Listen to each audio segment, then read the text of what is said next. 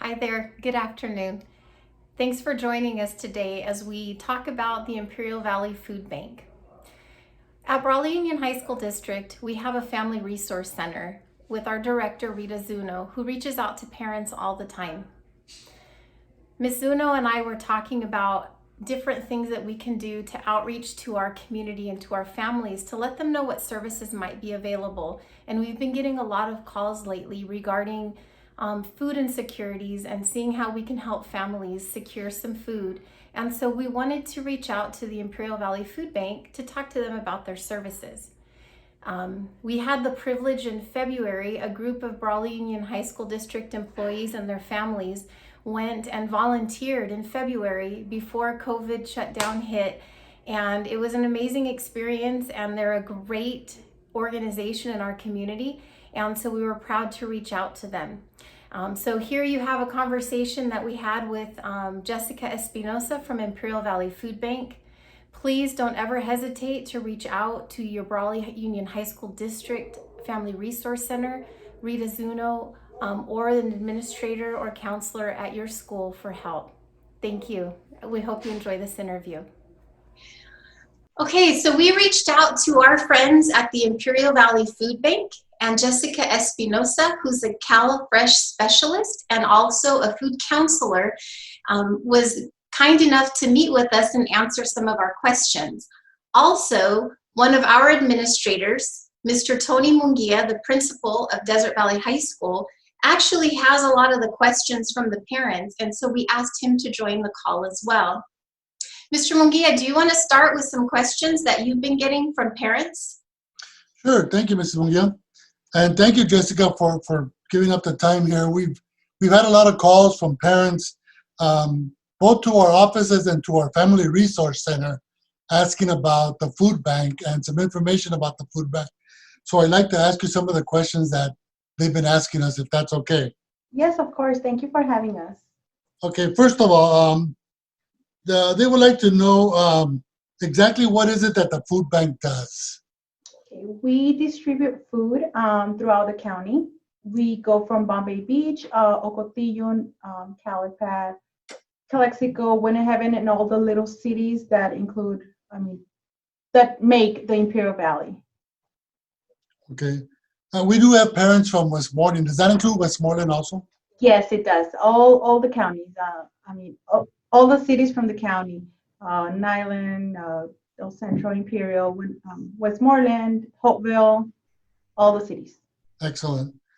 And we thought that this would be a great idea for parents to be able to get information about how they go about trying to receive food. So a lot of the questions is from the families that we had in Brawley is how does somebody go about getting food? What's the process they have to go through? Okay, it's a USDA federal program, and it's for families who qualify based on their monthly income. They need to call us. That way we ask a couple questions. If they qualify for the program, they get referred to their closest place based on their address. So Brawley has around 3 to 4 agencies or sites for food distribution. Westmoreland has 2 as well. And so everything is directed by address. Whatever address they give us, where they live, we refer them to their closest place. And so they would call, I'm sorry, so they would call you first? Yes, that is correct. To sign up? Not sign up. We ask the questions for that are needed to qualify for the program. From there, if they qualify based on their monthly income, we let them know where to go and what documents to take. Okay, so you would tell them what documents to take? Yes. Okay. And what phone number, Jessica, would somebody call? It's the telephone number area code 760-370-0966, and we are open Monday through Friday from 8 a.m. to 4 p.m. Sometimes our lines get busier due to COVID. They're busier than usual, but we let them know. We recommend they leave a voicemail with their name and number, and we return the calls every day. And that phone number will be for anybody in the Imperial Valley? That is correct, yes. The other question that some of the parents have is, do you have to be low income to qualify for to receive services from the food bank? Not necessarily. We have a variety of programs, and not all of them are for low-income families. For the USDA program, the income table is pretty high, so a lot of families do qualify for it. That way, we ask, it is based on household size, so we ask how many people live in the household, and once they give us the total, I mean, if it's 5 or 6 in the family, we go based from it on the income table. So the best thing they can do is to call you and find out all the information and get whatever questions they have or things like that answered. Yes, that is preferably. Sometimes people get misled by other other people that let them know, oh, you can go, and they think it's just for everyone or anyone that just shows up.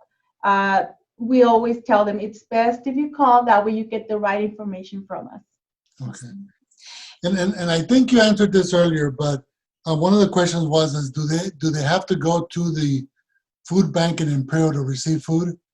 No. Right now, we are currently closed to the public. We're only open over the phone. Oh, okay. So, like I mentioned, every address has their distribution site. Here at the food bank, this is not a distribution place. Okay. So that's why we refer them to their closest place based on their address. Okay. But Jessica, I had another question that came in. So what other services besides, because I know you're a CalFresh specialist, so I'm assuming you work with CalFresh. So what other services do you help families with? Yes, that is correct. One of the programs is the CalFresh, which is the food stamps. We encourage people to apply, especially now that most of them, I mean, a lot of them think that if they're not working, they don't qualify for the program, or, it all depends. Every case, it's different. We let them know when they call and ask about the USDA commodities. We encourage them to apply for food stamps if they qualify. And we do the entire process for them over the phone. We do the application online. We ask them the questions over the phone. If we need any documents, we let them know they can send them via email, text, or fax. So everything, they don't need to go anywhere, since we also schedule the appointment with the social worker to be over the phone. Excellent. Also, if they already have a case, a lot of people do have a case, and if they have any questions on their case, we let them know that we can link their case to us. That way we gather their information, or if they already have it, and we help them with any reports or turning any documents that need to be turned in, any questions with their social worker, all of that. We do it for them. Excellent. A little side question that was not necessarily, we did have a couple of parents ask about, they said they know that you guys rely on volunteers. They wanted to know at these times, are you taking volunteers, or is it everything shut down right now and not taking volunteers? Yes, we are accepting volunteers. There are some requirements for that. If they would like to know more information, they can just give us a call, and we will redirect them to the volunteer coordinator. And if someone can't volunteer, they can still donate to the food bank. That is correct.